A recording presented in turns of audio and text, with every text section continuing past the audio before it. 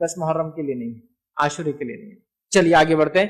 تو عاشورہ یاد رکھیے یہ بڑا اور مشہور اور معروف ہے، ہم سب عاشورے کے تعلق سے جانتے ہیں۔ عاشورہ 10 محرم کو ہوتا ہے اور اس دن روزہ رکھنا یہ سنت ہے۔ عاشورے کی فضیلت اپنی جگہ ہے اور اس دن روزہ رکھنا یہ کیا ہے؟ سنت ہے۔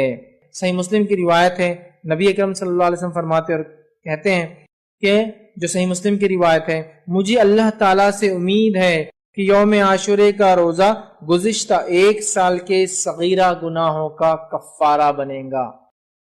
مجھے امید ہے کہ عاشورے کا روزہ پچھلے 1 سال کے صغیرہ گناہوں کا کفارہ بنے گا۔ حالانکہ حدیث میں صغیرہ نہیں ہے لیکن میں ترجمے رکھ رہا ہوں، کیوں؟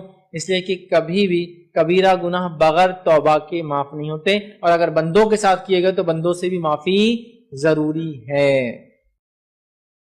جہاں بھی حدیث میں الفاظ آتے ایک روزہ، جیسے کہ ذوالحجہ کا 1 روزہ پچھلے 1 سال اور آگے آنے والے 1 سال کے گناہ کفارہ ہے، اسی طرح عاشورے کا روزہ یہ گزشتہ 1 سال کے، لیکن یہاں جتنی بھی ایسی باتیں آتی یہ سب صغیرہ ہے۔ جس حدیث میں الفاظ ہے ایک نماز سے دوسری نماز کے بیچ میں ہونے والے گناہ نماز کی وجہ سے معاف ہوتے ہیں، یہ صغیرہ ہے۔ جمعہ سے لے کر جمعہ، مطلب ایک جمعہ سے لے کر انسان کنٹینیوس نمازیں پڑھتا ہے اگلے جمعہ تک، تو بیچ کے تمام گناہ معاف ہو جاتے ہیں، اس سے مراد صغیرہ ہے۔ کبیرہ گناہوں کے لیے توبہ واجب ہے، ضروری ہے، کمپلسری ہے،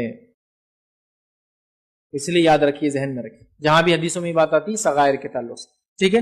تو مجھے امید ہے کہ یہ پچھلے 1 سال کے گناہوں کا کفارہ بنیں گے، نبی اکرم صلی اللہ علیہ وسلم حدیث میں فرمایا، صحیح مسلم کی روایت ہے، ٹھیک ہے؟ اسی طرح